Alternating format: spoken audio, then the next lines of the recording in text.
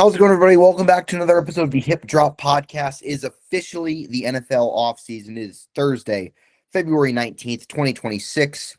The first episode of this podcast during the offseason, going into the 2026 season. The Super Bowl is well in the rear view. The Seahawks are still celebrating, but they can do that for the rest of the offseason. For the rest of the league, it's on to 2026. It's on to figure out where they can get where the Seahawks were this year, how they can lift that Lombardi trophy in SoFi Stadium on Valentine's Day next year. And Lucas and I will be covering the league throughout the entire offseason, just like we did last year. We have no offseason. So we have a list of topics we have to discuss today.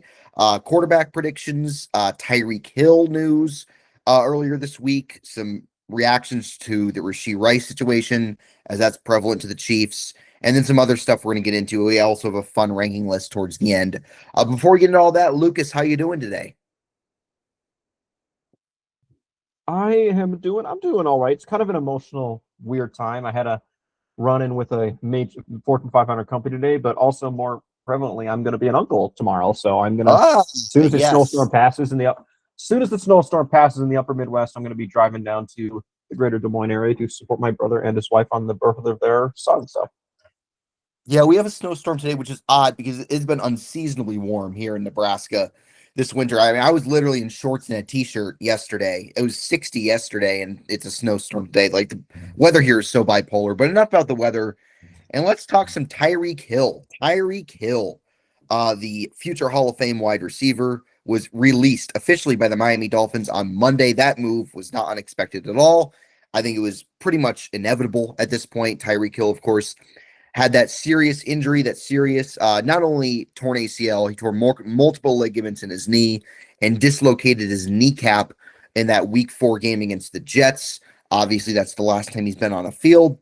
So Tyreek Hill's officially a free agent. So naturally, the first thought is, will he wind up back with the Chiefs? Now, if from the Chiefs' perspective, that's more exciting before this injury, because there was rumors that Tyreek would be traded to the Chiefs at the trade deadline. But of course, with that injury happening, he was not traded at the deadline, so he was just with, on the Dolphins, PUP list for the rest of the year. But now the speculation has resurfaced, and look, there's some upside to it, there's some intrigue to it, but there's also some obvious, red flags, given the fact that he is going to be 32 years old on the 1st of March, so here shortly. And of course, he's coming off a significant lower body injury that may hold him out until the second half of the season next year. And he's a guy who a lot of his game is predicated on speed, explosiveness, and that type of injury can really diminish a player's how explosive a player is. And so that's the biggest kind of, downside to bringing Tyreek Hill in. Of course, you also have some off the field concerns. Now the Chiefs are also dealing with some off the field concerns in their wide receiver room at the moment. But look, Tyreek Hill's out there. Chris Jones clamoring for him to come back. Some Chiefs fans want him back. Some Chiefs fans don't want anything to do with him. They're ready to leave the book closed and thanks for the memories, but now's not the time. I should mention, however, Tyreek Hill was seen in Kansas City. There's pictures of him in Kansas City this week, so take that for whatever it's worth. But Lucas, what are your thoughts on the situation? And do you think Tyreek Hill should/will end up back in Kansas City this offseason? To spoil some work I do on Arrowhead Addict, I have a piece coming out first thing Monday morning, which more or less previews the entire Kansas City Chiefs offseason, summarizes their assets, their upcoming free agents, key dates for the entire offseason. And I submitted it last night. And in that first version, I had the Chiefs signing Tyreek Hill to a 1-year, $5 million contract. And I think that's about what he would sign for if he were to sign with a team. $5 million, maybe he'll get some incentives on there. Mm-hmm. But then I decided against it because I listened to our old friend Matt Verderam, and I got kind of talked out of it. The same reason I signed him is the same reason why I undid that, and I ultimately decided I'm against the Chiefs signing him, is there's not a lot of ups. The upside for the Chiefs is not – it's a great upside, but it's unlikely. Tyreek Hill is a pain in the ass off the field, and he's a huge question mark on the field. Yes, he's familiar with the team, the system, which hopefully will change. The offensive coordinator, the quarterback, the head coach. He's probably not going to play till November at the very earliest. That's like if everything goes right, he'll play November 1st. And he's a head case off the field. So for me, the Chiefs need more certainty. And by certainty, I mean someone who's going to come in there, at least be decent, and it's not going to be question marks to availability or to availability in multiple senses. Tyreek Hill might do something to get suspended, or he just might not literally physically cannot play. And I don't think the Chiefs need that right now. And plus, No. Verder made this point, I think, on Arrowhead Addict earlier today on the OG Hour podcast on the live stream. His point was, what's going to happen if the Chiefs draft, let's say, a wide receiver in the first or second round? Xavier Worthy and Rashee Rice are both playing, and then Tyreek Hill all of a sudden is going to come back in December. And the offense is playing well. Tyreek Hill is not a guy who, if he's 100% healthy, he's not going to tolerate a role where he's only playing 15 snaps a game and getting 3 targets. He's not going to like that. That's one reason why he said he got pissed off at the Chiefs in 2021. He said that. I think he or his agent said that.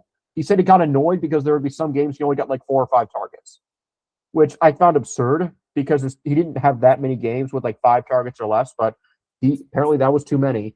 So I just don't see where it works after the Chiefs. Like if there was some sort of certainty, like, okay, he could play like maybe early November and they firmly believe he's not going to be a problem, he's not going to be a distraction, and he's going to behave himself, maybe I could be talked into it. But the thing is, we don't know. We cannot tell the future. We can't sit here and say, oh, he's not going to be an off-the-field problem.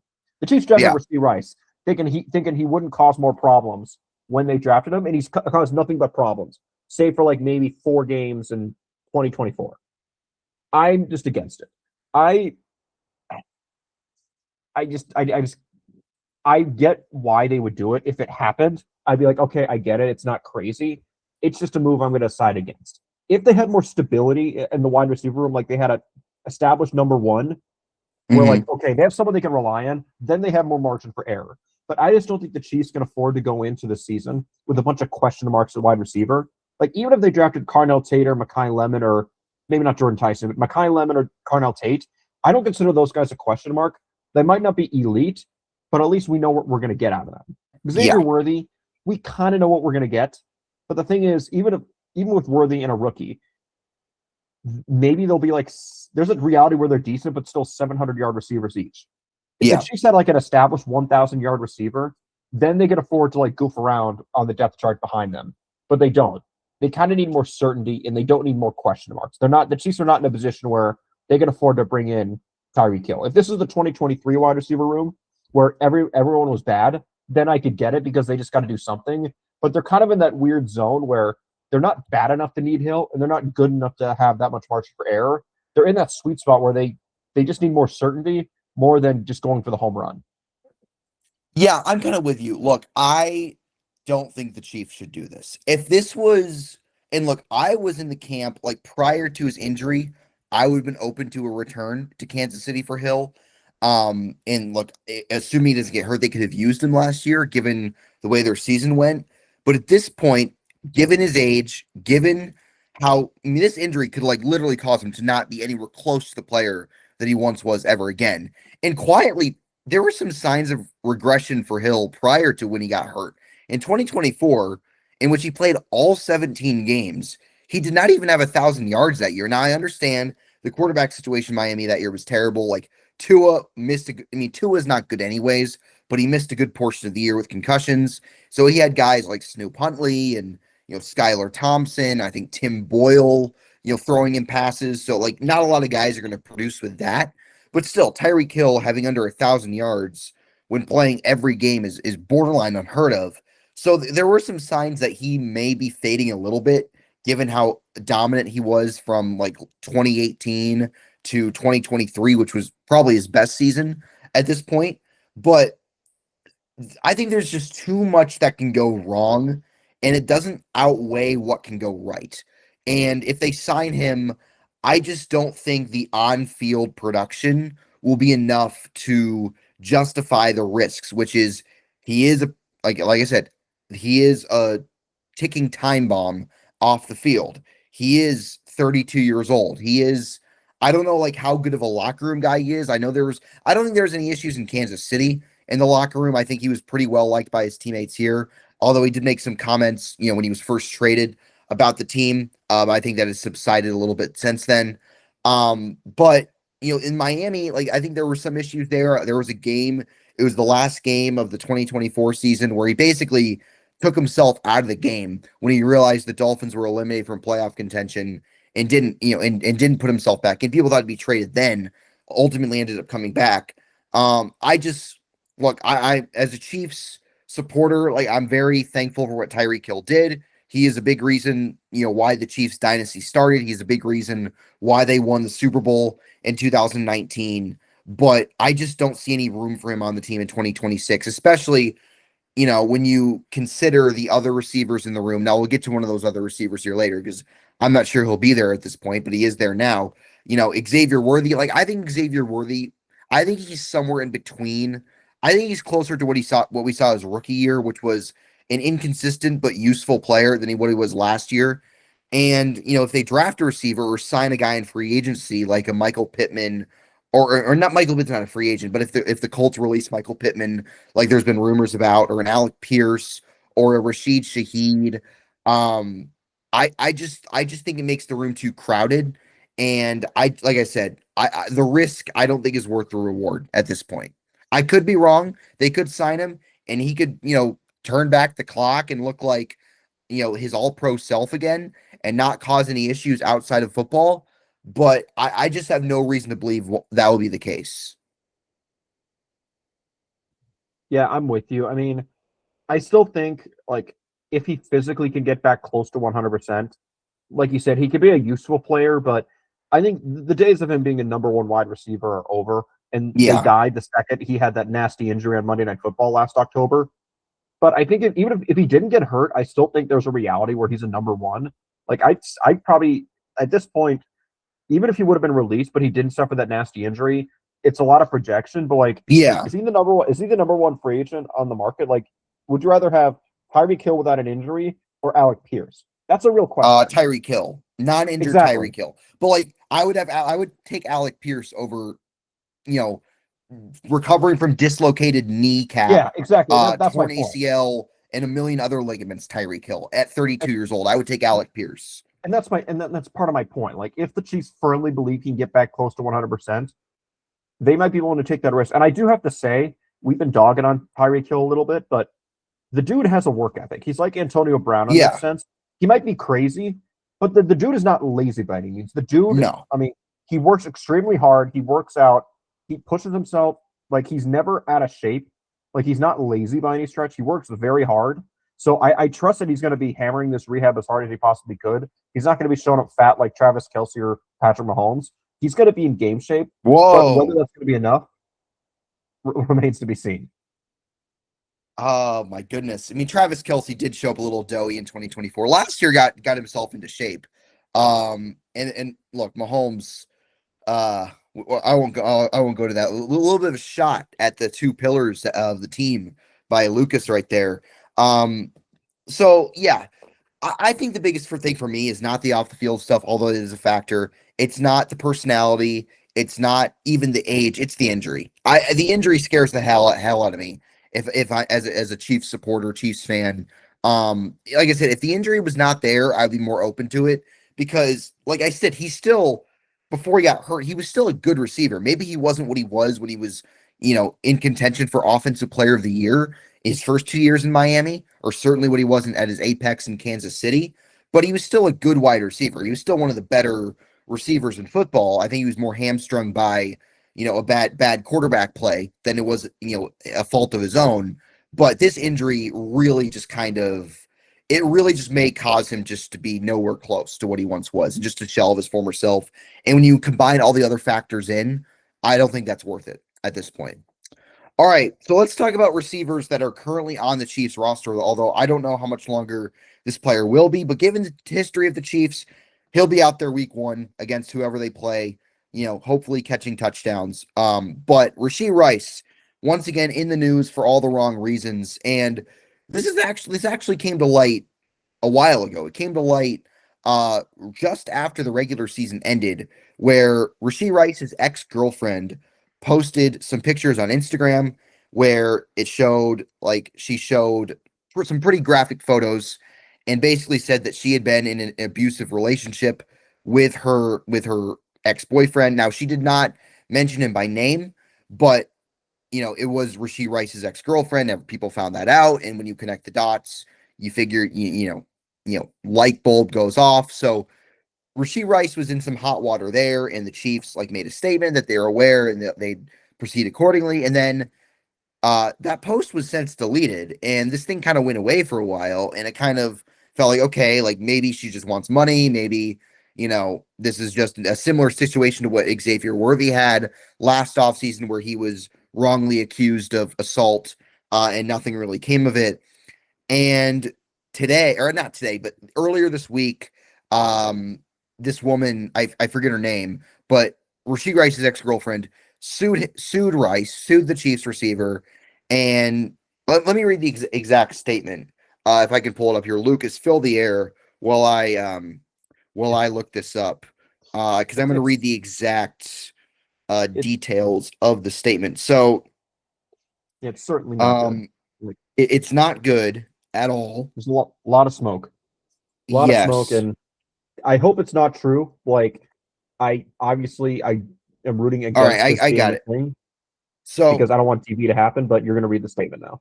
Yeah, so Rashee Rice's ex-girlfriend, I'm just reading the tweet from TMZ. Rashee Rice's ex-girlfriend filed a lawsuit against the NFL star, is what the tweet said, and accuses him of brutalizing her. So basically, all the, pictures that she posted in the Instagram post, she's suing him, and that's a result of what Rashee Rice was doing. Obviously, domestic violence is a serious issue, and Lucas and I don't really like get into that kind of stuff, but it's more so about Rashee Rice's position on the Chiefs. And look, there are certain things that you can do, and while it's not necessarily right, it's tolerable. Like if Rashee Rice or any player got like a DUI. Like I'm not condoning drunk driving, like not in any sense of at all, but you can at least write it off as he made a stupid mistake. He had poor judgment and he won't do it again. And we move forward. And the Chiefs can fine him. He can get, suspended for a certain amount of games. And then you have, of course, Rashee Rice also had some incidents, in the offseason after his rookie year where he is very lucky to not have killed anybody in, a racing, speed racing, car racing, whatever, street racing. There was a crash. Luckily, nobody was seriously hurt. Rice was seen leaving the crash on foot. He was then suspended for the first 6 games of this past season for that incident. But this is a type of thing where it just kind of demonstrates who he is as a person, who anyone is as a person. And I think if this is true, if this is even like 90% true, the Chiefs should move on and the Chiefs should release him. And that's a difficult thing to do because Rashee Rice is a good football player. He is a good wide receiver. He is, by a wide margin, the best receiver on their team. But I just think the optics of keeping a player who does something like this, and is abusive towards women in any way on the team is just a bad look. And look, the Chiefs did the same thing with Kareem Hunt back in 2018, but that was different. They only did that because Kareem Hunt lied to them about it. They didn't do it because of the incident. So I think the Chiefs, like I said, it'd be difficult, but like the details in that story are very graphic and not a good look for Rashee Rice. And if it's false, you move forward. But if it's true, I feel like this is a kind of a 3 strikes you're out thing, and Rashee Rice should not be in a Chiefs uniform come May when the team's reporting to off-season training. Exactly. Like I think if they get to a point where they do their own internal investigation, I think they should, because I just don't think they should just cut without doing any sort of investigation. But if it gets to a point where like they're looking at themselves like, yeah, this probably happened, even if there's not an overwhelming amount of evidence, but if it just gets to their gut feeling like, yeah, he's probably guilty, they need to cut him. And I think they need to do it sooner rather than later. They're going to tell us if you catch them in an honest moment, well, if he's going to play in the NFL, he might as well play for us. And I'm like, fine. Like, let him be suspended on another team. Like, the Ravens sign him. Good for them. He plays 8 games a year and he gets suspended. Or he completely flames out. Like, I don't really care. Like, I think the Chiefs should draft a wide receiver at 9, if not a pass rusher. They need to draft. I don't care if Rashee Rice is guaranteed to play 17 games. Just team building wise, I think they need to just draft another wide receiver on day 1 or 2. Just because Rice's skill set doesn't makes it so he can't be a true number 1. But this should just be the icing on the cake. I don't know how the Chiefs can look, the front office and coaches can look their fans in the eye. Let's just say you and I are representing the fan base. They can look us in the eye. I'll take Brett Veach, you take Andy Reid. Look us in the eye and say, we can rely on Rashee Rice and Xavier Worthy to play combined 30 games. Combined 30. There's 34 games total had between them. They can each miss 2 games. How can they look us in the eye and say, yep, we can rely on them to play 30 games every single year for the next 3 years? They can't. And they need to invest in another wide receiver, but I think they need to invest whether Rashee Rice is on the team or not, and I don't think he should be.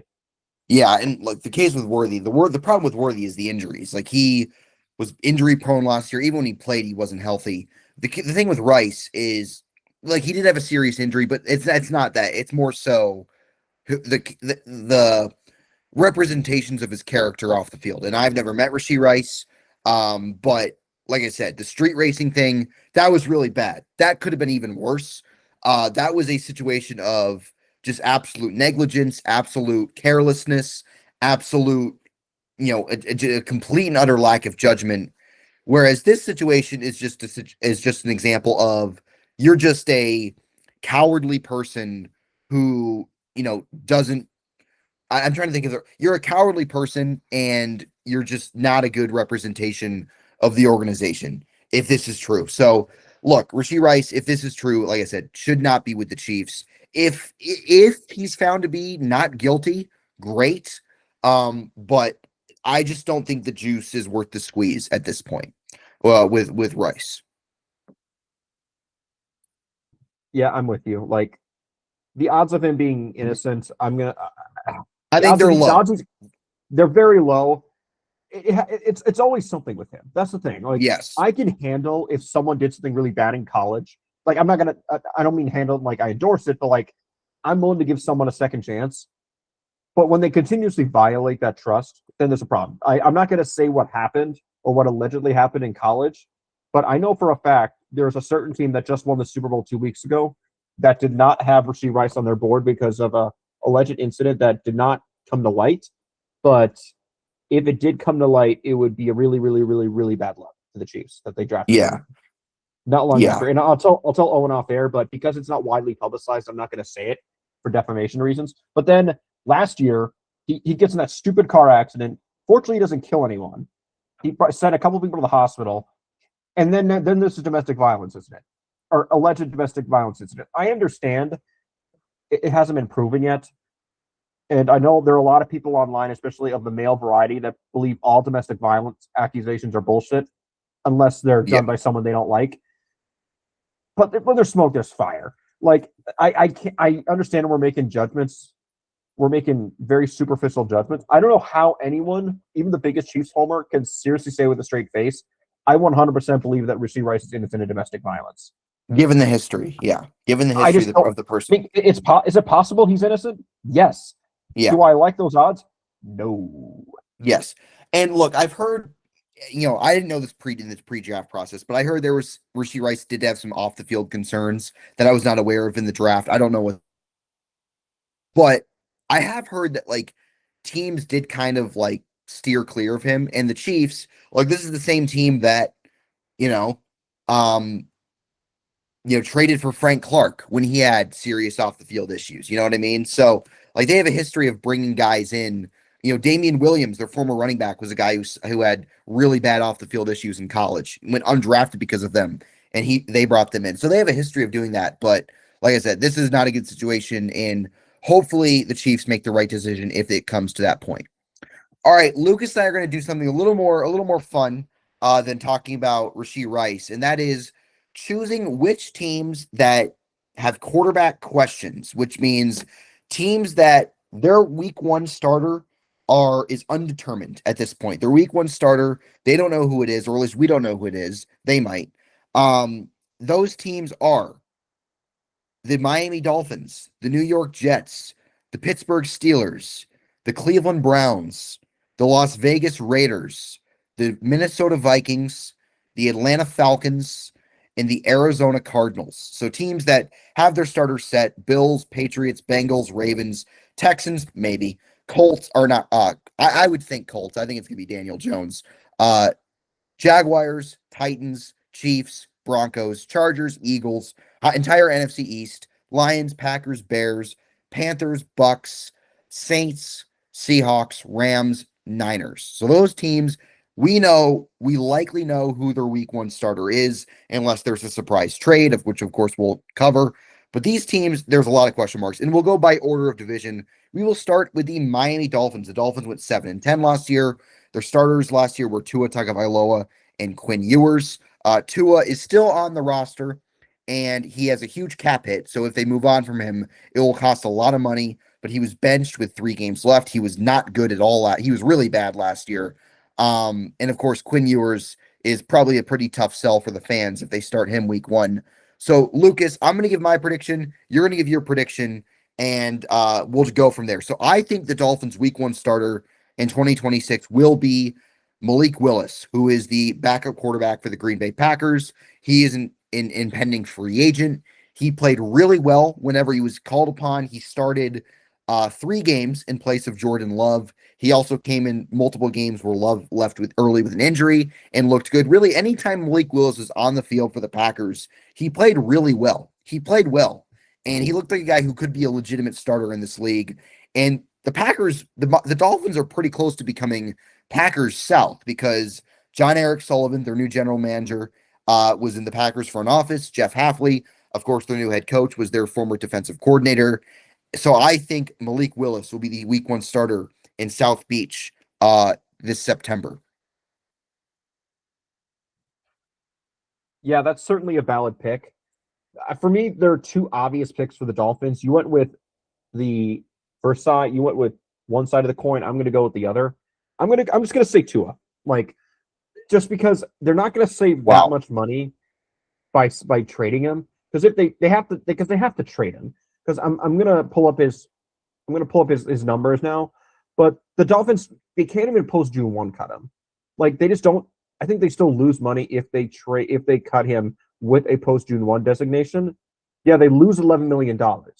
So, like, what that means is if they cut him, even if it's post June 1, once June 1 comes around, they subtract $11 million in cap space. Not $11 million in dead money, they lose it. Then the next option is someone has to trade for him.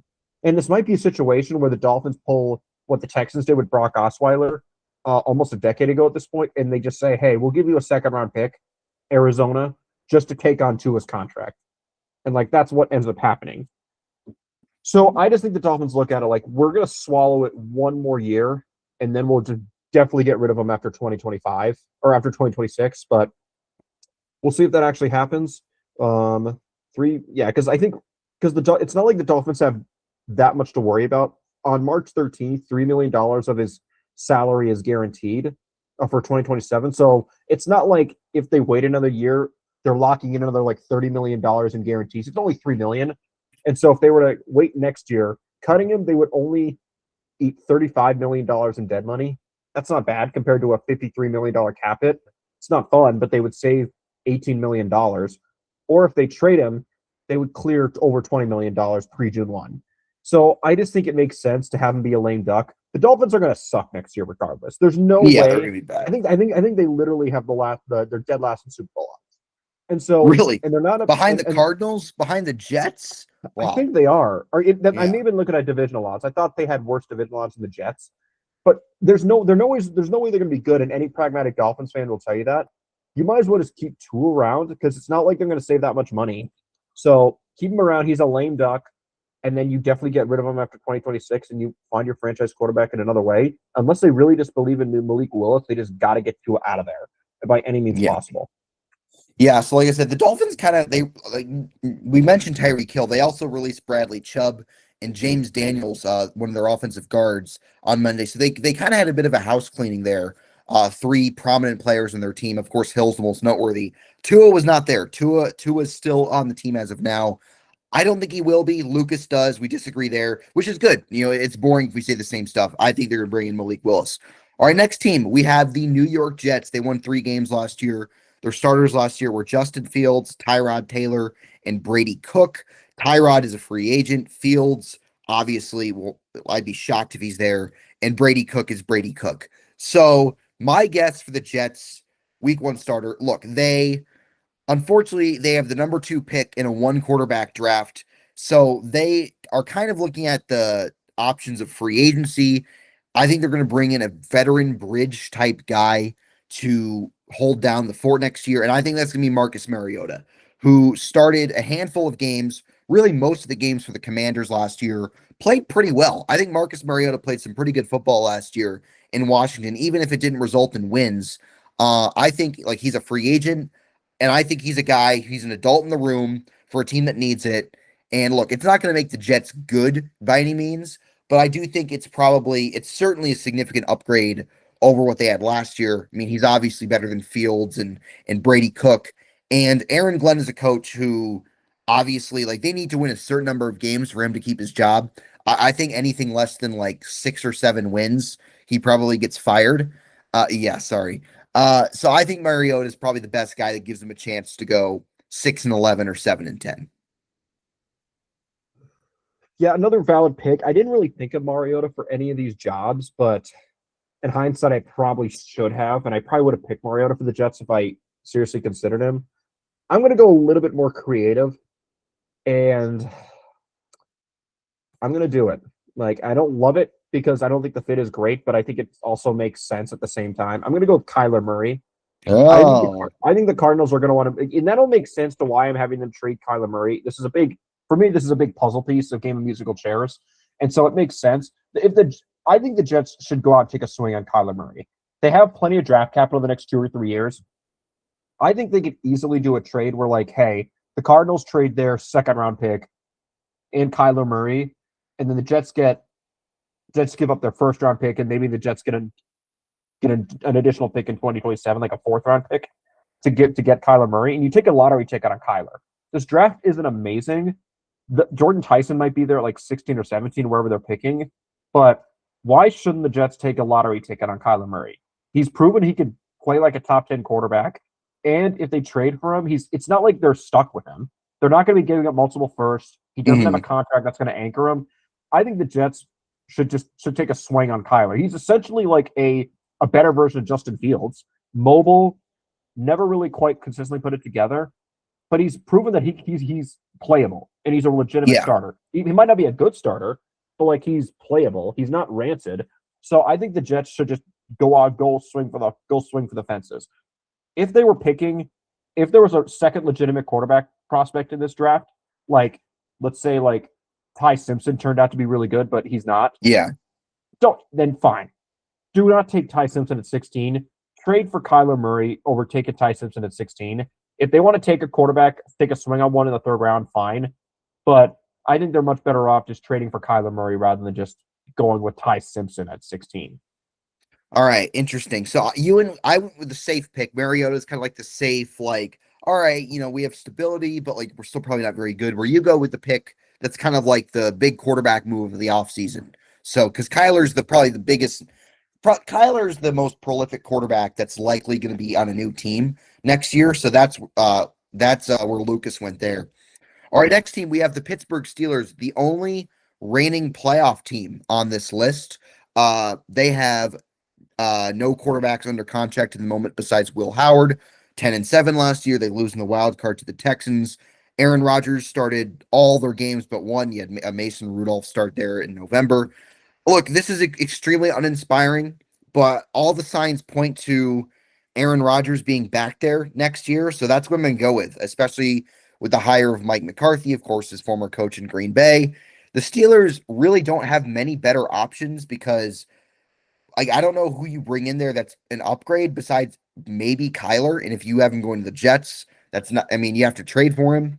And that doesn't seem like a very Steelers thing to do, to trade for a non-elite quarterback by any stretch, or not even a not even a great quarterback by any stretch.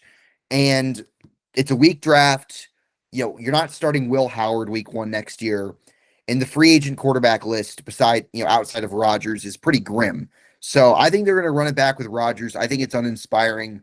I think it's boring, but I think it's what they're going to end up doing. Yeah, I agree. I know McCarthy and Rodgers didn't exactly have like the most amicable exit in the world Yeah, back when McCarthy was fired in, I believe, 2018. He was fired in 2018. November Yeah, 2018. But at the same, it's just what the Steelers are going to do. Like we thought there was a chance they would actually try and do something more exotic when they didn't fire Tomlin, but he left when he wasn't going to be the coach. Like this is an yeah, opportunity to get like Jesse Minter or Chris Shula.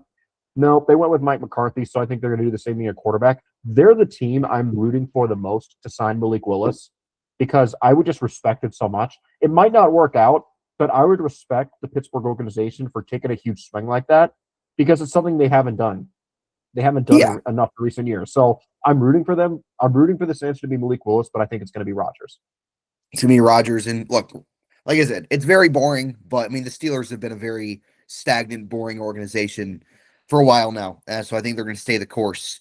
So the next team we have the Cleveland Browns. The Browns went 5-12 last year.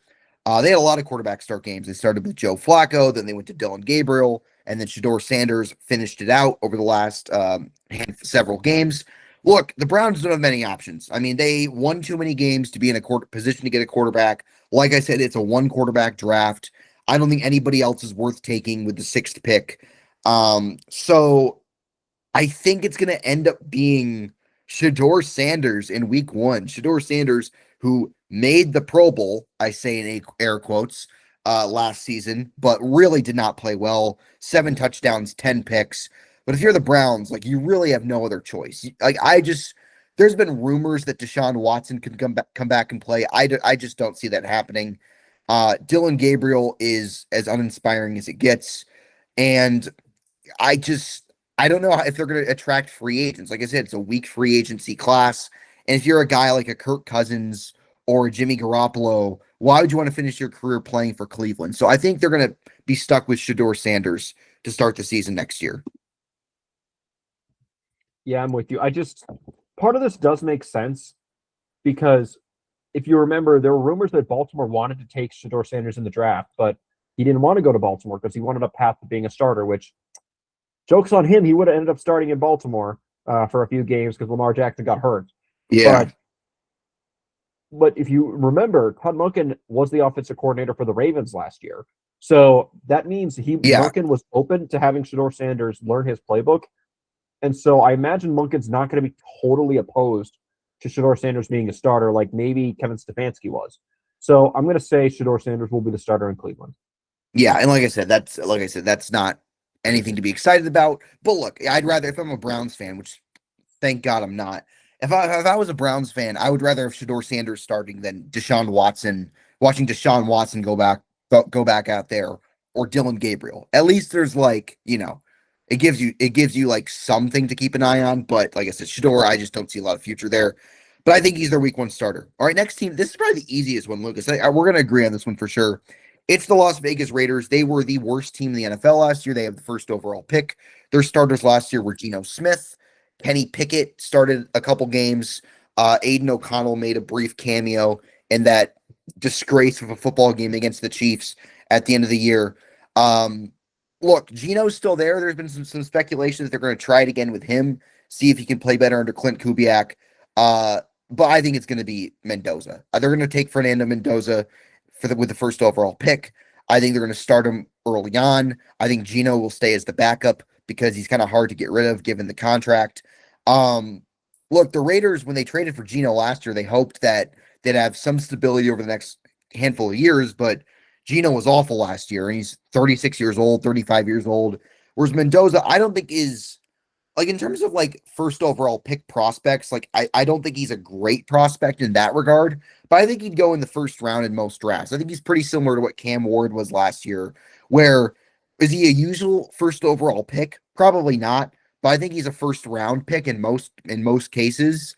So I think that's the most clear as day one. I think the Raiders are all in on him. Yeah.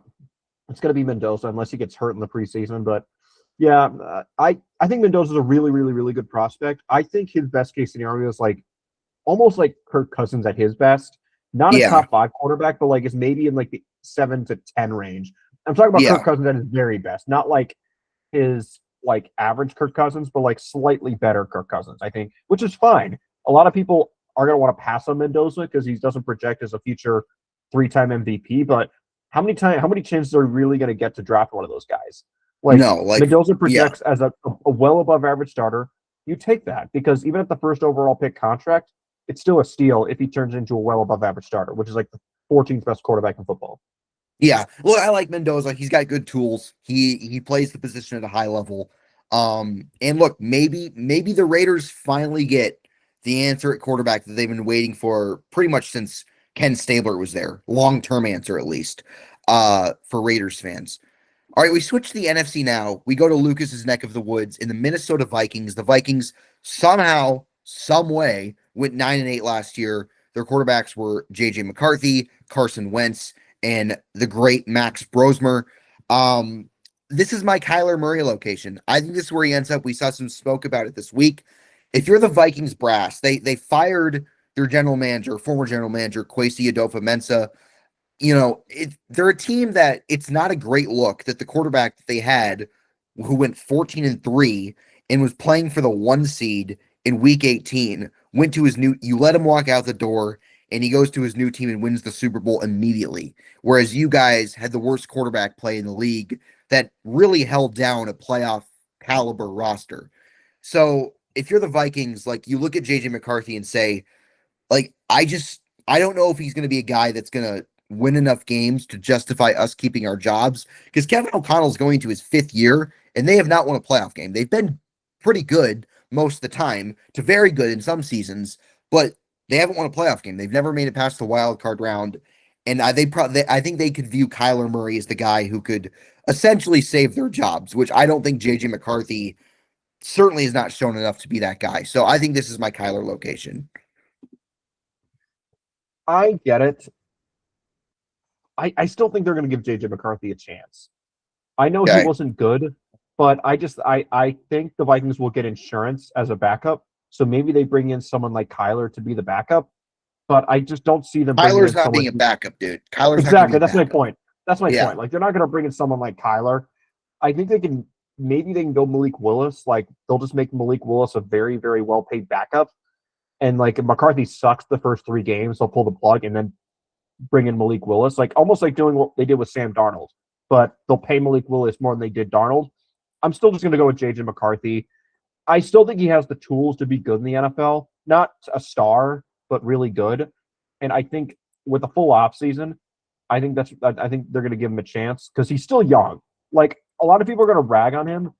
He's still going to be like 23 in week 1. He's not some Yeah. like guy he's not Bo Nix. Bo Nix will be like 26 in September. McCarthy's going to be 23, and he doesn't turn 24 until next January after the regular season. He's still young. He just needs reps. I think they need a legitimate backup in Minnesota, not Max Brosmer or Carson Wentz. But I think if they let McCarthy go and they bench him, there's a chance he turns into another Sam Darnold in like 3 to 4 years with more time to develop in a good situation. Yeah, for sure. I get the argument there. I just think this is going to be a sense of urgency move for the Vikings, especially after seeing, like I said, a guy who led them to a 14-win season win the Super Bowl. I think they're feeling I some pressure. disagree. I disagree. I think Okay. because they just fired their general manager, Kwesi Adolfo-Mensah, and they're going to get a new one, I think in a Yeah. way that gives them some. It gives them at least. I get what you're saying. Like they have egg on their face because they let Donald go, but the Yeah. GM's gone. So Kevin Yeah, that's O'Connell can be true. like, hey, the general manager who drafted poorly and let Sam Donald walk, he's gone. So Yeah. like, I think getting a new general manager and Kevin O'Connell is very positively viewed up here. I don't think the Vikings are under any sort of pressure. I think if McCarthy sucks again in 2026, the KOC will keep his job. But then next offseason is the one where, like, okay, we got to actually find someone serious. I think they need Yeah. to get a serious backup, but I don't think the Vikings regime is under any sort of like legitimate pressure.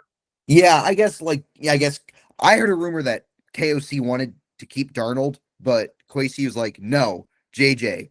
And we all saw what happened. So That's just a rumor I heard. I don't know how true that is. But look, I think I see this. I could be wrong, but I see the Vikings operating as like this is their urgent offseason. But we'll see. But this is my Kyler location. Um, so next team is the Atlanta Falcons. I have them sticking with Michael Penix for another year next year. The only reason I had them here is because I felt like you have a new regime in there, you have a new coach, you have a new front office, and Penix has been pretty inconsistent thus far in his career and has, of course, had a major injury last year. They're likely going to release Kirk Cousins. He and Penix pretty much split the starts last season, but I think they're going to give Penix one more year. And if he doesn't really show any tangible improvement next year and they miss the playoffs again, I think they'll probably move on and find someone else in 2027. But I think they'll give Penix one more shot next season. Agreed. If he's healthy, he'll be the starter. I just don't see any other way. All right. Last team, probably the toughest team to gauge, the Arizona Cardinals. The Cardinals, of course, this is where Kyler Murray was. Jacoby Brissett was the starter for the majority of their games last year. Lucas, this is a bad job by me. Is Jacoby Brissett under contract with the Cardinals, or is he a free agent? I don't know. I'm checking right now, so don't pull anything up. Okay. Jacoby Brissett is under contract for Okay. 2026. Yeah, this is the last year of his deal. Gotcha. All right. So with that being said, I think they'll probably just roll with Jacoby Brissett week one. Like that is as uninspiring as it gets. I said the word uninspiring a lot. That says a lot about this free agency class, but I just don't know if they have any better. Look, Jacoby Brissett won one game in 11 starts last year, but he put up pretty decent numbers. I just don't see how like there maybe the only other option I see is Tua, but I think the only way that happens is if the Dolphins release him and they sign him as a free agent. I don't think they're going to trade for him. And if the Dolphins don't want to take on that dead cap hit and they keep Tua as a backup or whatever, or what Lucas thinks as their starter next year, um, the Cardinals, like, I just don't see a better path. Like, they're picking third, so they're out of range for a quarterback. Like, this is not a good year to need a quarterback. And the Cardinals, like I said, they will not have Kyler Murray next year, barring a miracle. So I just think they're going to run it back with Jacoby. I remember, if you remember, I said a certain quarterback earlier, I had an interesting destination. This is where I think Malik Willis is going to sign. All And I right. understand I'm going on a bit of a limb, but it makes sense. Like you said, the Cardinals are out of position to get a good quarterback in the draft. They're picking number 3, which might as well be number 10. But at the same time, they could save a decent amount of money by trading Kyler Murray. They would save about $34 million. So if they were to trade him to the Jets, for example, they would clear a bunch of cap. But also, here's where it makes sense. Who is their new coach? I'm Mike asking. LaFleur. Mike LaFleur, Where did Malik Willis play in 2025? the Green Bay Packers. Who is the coach of the Green Bay Packers? Mike LaFleur's brother, Matt LaFleur. I rest my case. That's a good argument. That's a good argument. That's Look, it. That's it. That's it. it's a good I don't argument. have anything else. No inside information. That's it. Okay, that's fair. That's fair. Look, I just think, like I said, I have Willis going to Miami because of the Packers ties there. They have heavy Packers ties there. And I have them running back with Jacoby because look, the Cardinals likely are going to be pretty bad again next year, especially given the division that they're in. I mean, you have the 2 NFC finalists, the defending Super Bowl champions, another team that won a playoff game last year. You have maybe the 3 best teams in the conference in your division. So like you're basically locked into last place already, barring some significant injuries. So you might as well just like lame duck it with Jacoby Brissett and try to like get a good pick again for a better quarterback class. But look, Malik Willis, I think would be an interesting fit there down in Arizona to see how that looks. It'll be very intriguing to see how this all plays out. We'll have more answers in a few weeks. Free agency, of course, is the second week of March. But before we get to that, Lucas and I are going to do a fun ranking thing because it is the off season and we have time to do that. Of course, you know, we couldn't really do this during the season, but we are going to rank the last 10 seasons by Super Bowl winning quarterbacks. So basically, the how the quarterbacks played in those seasons where they won the Super Bowl. So for reference, you have Tom Brady in 2016, Nick Foles in 2017, Tom Brady in 2018, Patrick Mahomes in 2019, Tom Brady in 2020, Matthew Stafford in 2021, Patrick Mahomes in 2022 and 2023, Jalen Hurts in 2024, and then Sam Darnold most recently in 2025. So we'll do a similar format to what we did for our last 10 Super Bowl winners. Hopefully, Lucas's internet is more cooperative this time to avoid an awkward ending. So we'll do 10 through 6, and then we'll do 5 through 1. So I'll give my 10 through 6. Lucas will give his. I'll give my top 5. Lucas will give his. So starting number 10, a pretty easy number 10 here. Nick Foles in 2017, largely due to the small sample size. Nick Foles that year was amazing in the Super Bowl against New England and the NFC Championship against the Minnesota Vikings. But his other 4 starts that year were not great. He was not good at all in the regular season that year. In fact, he was bad. He was really bad in his 3 regular season starts, and he was not very good against the Falcons in the divisional round. So, like I said, he gets credit for playing really well in the biggest games, but he does get docked some points for his performance in the other 4 games, and of course, just not starting the whole season. At 9, I have the other Eagles quarterback. I have Jalen Hurts in 2024 last year. Um, he's 9 because his volume stats are very low. He only threw 18 touchdowns. He threw for less than 3,000 yards, and his passing efficiency throughout the regular season was pretty hit or miss. If you remember, there was that game against the Panthers where they won, but he was really bad in that game. And AJ Brown said after the game, "Yeah, our passing game's not good enough."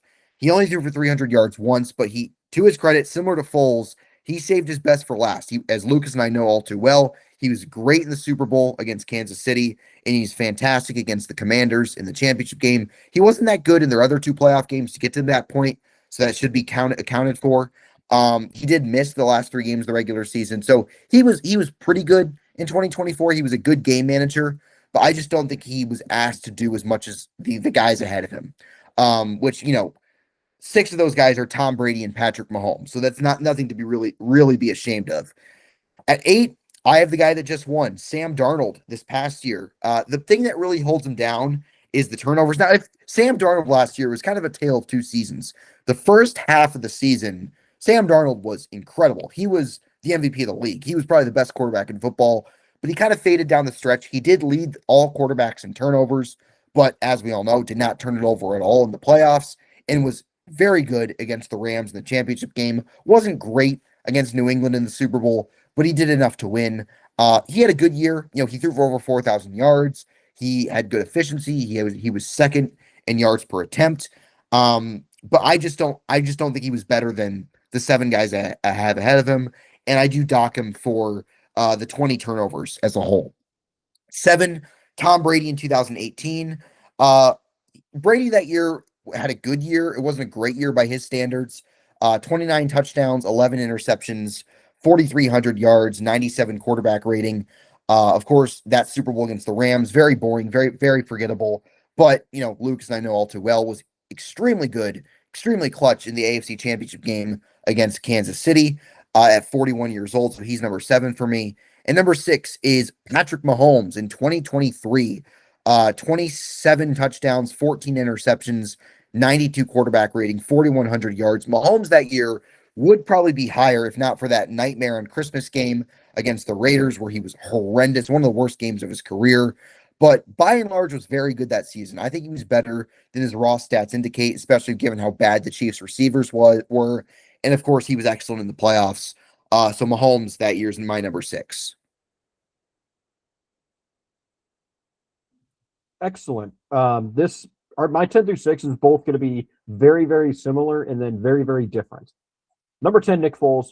He just didn't play enough. Like, if he played like 6 more games and had like 2 or 3 elite games like he did in the NFC title game in the Super Bowl, he would have been higher. Yeah. But you can't go higher.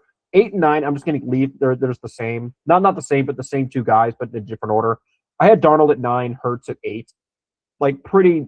I think I view them the exact same way you do. I just valued different things. I think the difference was, I think Hurts played better the final 2 playoff games. And that was the difference for me. Was like, much Hurts better in the Super Bowl. Yeah. So that was the difference for me. But like largely, I view their seasons pretty much the same in total. This is the first big difference. Number 7, I have Matthew Stafford in 2021. I thought he was really good that year, but I think we seem to forget the other quarterbacks who won Super Bowls on this list also had great seasons the years they won. So it's not saying Stafford was bad.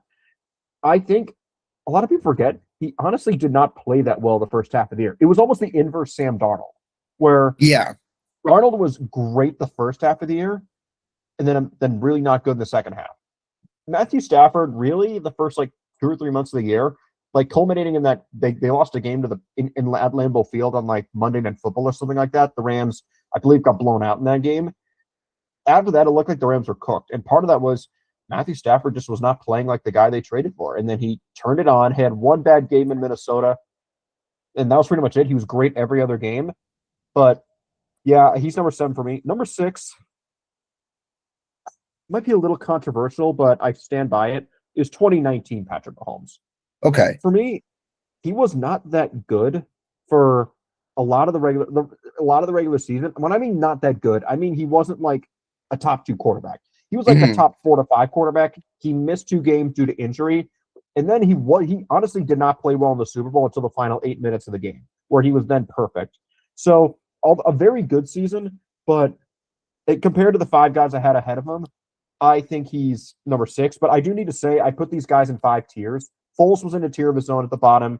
Darnold and Hurts were in tier 4. Then Stafford was kind of alone in tier 3. He's locked in at number 7. And then 2019 Mahomes is with 2 other guys, Yeah. 2 other players. I mean, I got to be honest. The other 2 names you mentioned, or 2 of the names on your list, are also in tier 2 with 2019 Mahomes. So Okay. I think we might end up having the same top 3. But yeah, 2019 Mahomes, it was a really, really good year, but not a great year by any means. Yeah, for sure. So I actually have 2019 Mahomes at 5. Like I said, he did miss some games, so he does get docked for that. And Mahomes that year started the year really, really well. Like the first 4 or 5 games, like he was excellent. And then he really did not play very well for a couple games. Then he got hurt. And then when he came back from the injury, he really was not that great. He had a really good game against the Titans that they lost, ironically. And they won a bunch of games, like largely due to their defense. But in the playoffs, like of course, the biggest moment that year was that comeback against the Texans. He was amazing against the Titans in the championship game, I thought. And like I said, the Super Bowl was pretty rocky for 3.5 quarters. But of course, like the last 5 minutes, he went God mode and they ended up winning their first Super Bowl. So I have him at 5. I have 2021 Matthew Stafford at 4. I think he was really, really good that year. Now, he was not nearly as good that year as he was this year, or even that he was in 2023, but he threw 41 touchdowns. He did throw 17 interceptions, which is a lot, but 4,800 yards, 102 quarterback rating. So high volume, good efficiency. The Rams had a top 5 offense that year. And in the playoffs, like he was pretty much perfect in the playoffs. Like his only shaky playoff game was the NFC Championship game against the Niners. Like he threw that pass that should have been intercepted by Jaquaski Tart that was dropped. But he in the Super Bowl, if you remember, like Odell Beckham got hurt in that game. He was throwing to Cooper Kupp and really nobody else against a good Bengals defense, and he still pulled it out. And of course, he was great against the Buccaneers in the divisional round. He was pretty much on point throughout that entire game. So I think like the volume, the efficiency, I just think the playoff performance. I culminate it all. So I think that gets him number 4 in that spot. So I was a little higher on that Stafford season than you are. So at 3, I have 2020 Tom Brady. Brady this year, kind of a weird year. Like his highs were really, really high, but his bad games were really, really, really bad. Like remember he had that horrendous game against the Saints on Sunday Night Football. He had a really bad game against the Rams on Monday Night Football. But when he was on, like he was really, really good. He threw 40 touchdowns. He threw just 12 interceptions, which when you throw 40 touchdowns isn't that bad. Quarterback rating of 102, well over 4,000 yards. He was kind of mediocre in the playoffs that year. However, like he was good against Washington, but he was not good against the Packers in the championship game, and he was not that good against the Saints in the divisional round. And then the Super Bowl, it was kind of like a game manager type performance because their defense was so good. But Brady, I think that season gets kind of underrated because like it started off a little shaky. It had some, but when you look at it as a whole, he was really good on a new team in a pandemic at 43 years old in a tough offensive system. So I give him some credit there. And I think the top 2 is fairly obvious. You might disagree. I have 2022 Patrick Mahomes at number 2. Really one of the great quarterback seasons of the last 15 years when you combine the volume, the efficiency, the playoff performance. He had it all. He threw for 5,000 yards. He's the only quarterback in the list on this list to win MVP that season. Was basically flawless in the playoffs against two really good teams, against the Bengals in the championship game and against the Eagles in the Super Bowl. Not much more to say. He was just superb that year. It was the best season of his career, in my opinion. But number one, pretty much as close to a perfect quarterback season as you can find. 2016 Tom Brady is the best quarterback season that no one ever talks about because he did not win MVP. He was suspended the first 4 games that year because of Deflategate. But when he came back, he literally was God in cleats. His PFF grade that year was the highest single season PFF grade a quarterback has ever had. He was superb in the regular season. He had 28 touchdowns to just 2 interceptions. He threw for 3,500 yards, which when you play only 12 games, that's insane. In the playoffs, he took a bit of a step back. Like he was great against the Steelers in the AFC Championship game. And of course, the Super Bowl, he started off that game very poorly. Big reason why they were down 28-3. But we all know how that happened. So 2016 Tom Brady, I think, is really one of the greatest quarterback seasons ever. And we talked about more if he played the first 4 games because he probably would have won MVP over Matt Ryan if he wasn't suspended those games. So I'm giving Tom Brady the top spot. Yeah. For as much as we disagreed, both slices of bread both slices of bread in our. God, I'm completely fucking up right now. The bread in our ranking sandwiches are identical. There we go. Number 5 for me, identical. And number 5, I have 2018 Brady. I view the season a little bit higher. I think he played very well this year. I don't think he was an MVP candidate by any stretch because obviously that was Mahomes, and then Brees also had a great year. But I thought he played very well. Did not have a ton around him. Gronk was starting to slow down a little bit this year, and it's not like he was loaded with receivers. I don't think Julian Edelman was that good. And then number 4, I have 2023 Mahomes. That Christmas game did ding him a little bit, but that playoff run was, I will maintain it's the best playoff run a quarterback has had in the last 5 years or so. He was almost perfect that postseason run. He had 1 turnover-worthy play the entire playoffs, and that was the interception against the Niners. Other than that, he didn't make a single mistake the entire playoff run, and he was excellent against the Ravens and the Bills, really, really, really good against the Dolphins. And then except for 1 play against the 49ers, he played very, very well in that game too. So I think that playoff run did him a lot of justice. The regular season, if you remove the Raider game and Christmas, he was arguably an MVP candidate that year. Yeah. Lamar was not exactly blowing people away. That I think if the Chiefs won that Christmas Day Raiders game and Mahomes played pretty well that day, he may have won MVP. Or he would have been it would have been a top 5 in MVP voting, but didn't come to be. Then my number 3 through 1 are the exact same in the exact same order.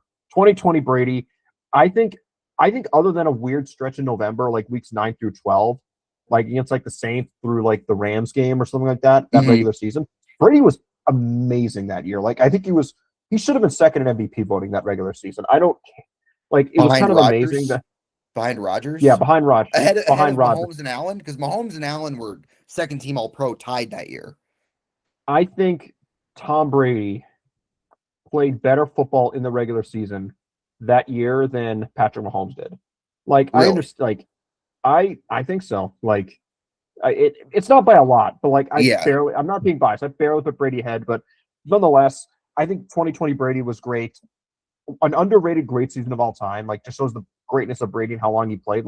This season's kind of forgotten about. I think a lot of people think, oh, he won a Super Bowl on a new team, and that's what people came away from it. No, he played great this year. This was arguably his 3rd or 4th best regular season ever, and he did it was his first season in Tampa. So 2020 Brady number 3, number 2 I got 2022 Mahomes.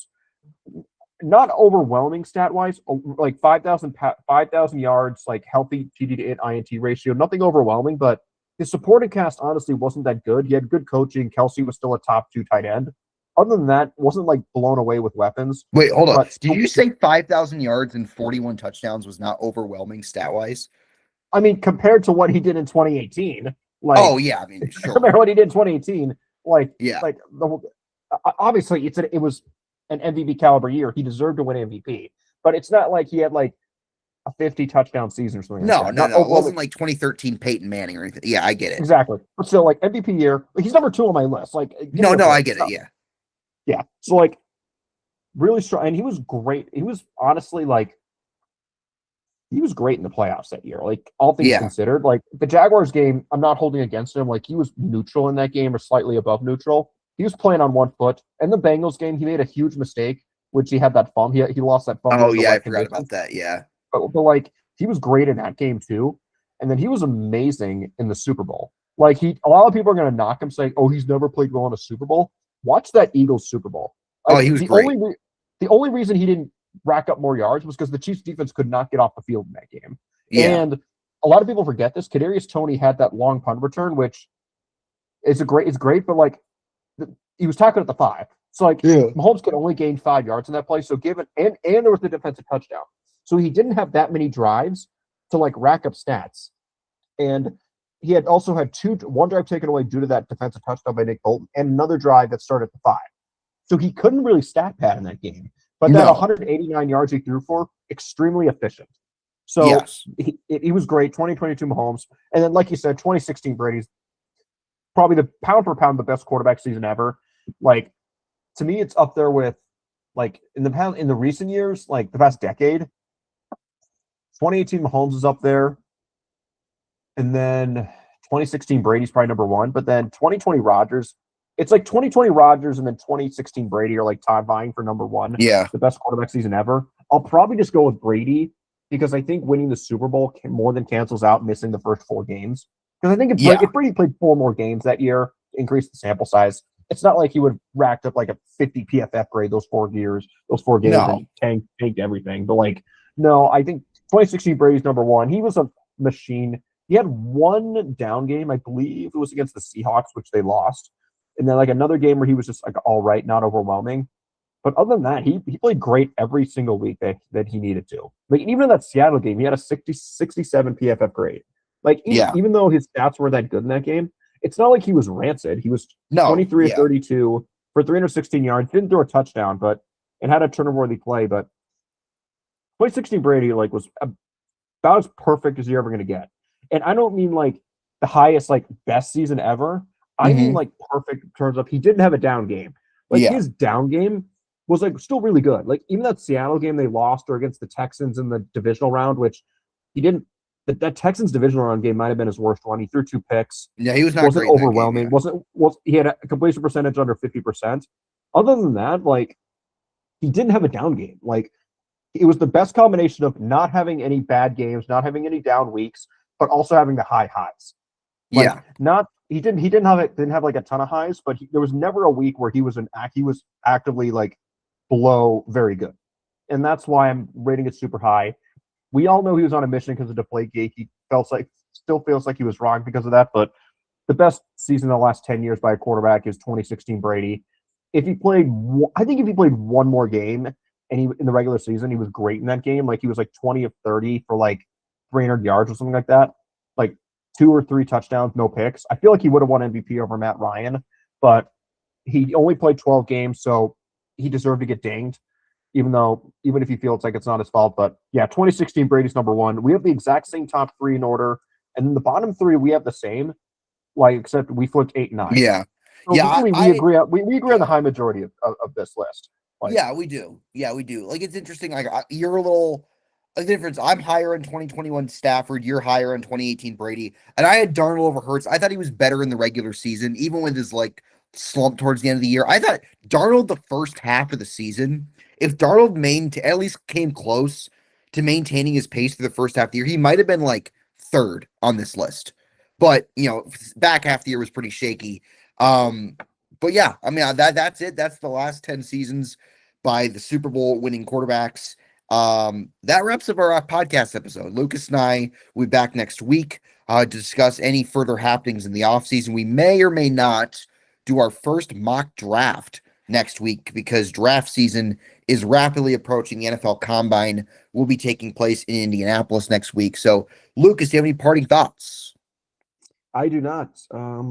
Can't wait for this offseason to roll around. Like I said, I have a big preview piece for Arrowhead Addict coming out on Monday. pretty much doing a mock offseason. So if you Hmm. love mock drafts, and I say that sarcastically, you're gonna love what I have coming up Monday. But yeah, I worked really hard on it. It kind of serves as like not necessarily if this is what's gonna happen, but it's more like if you're a Chiefs fan and you want to understand potential paths to getting a lot better this year, it's a good piece because it summarizes where the Chiefs are currently standing in terms of at cap space, free agents, draft capital, everything. It's just an exercise to understand, like, okay, if the Chiefs are going to be, we're going to return to being a Super Bowl contender, what are they going to do? What kind of players can they go after? And who should they be looking at in the draft? Awesome. All right, sounds great. And I actually have a piece that went up on Arrowhead Ag today discussing the pros and cons of Tyreek Hill returning to Kansas City. So give that a look, check it out. I hope it's worth a read. So that's it. Lucas and I will be back next week to discuss any further happenings. But before we do that, see ya.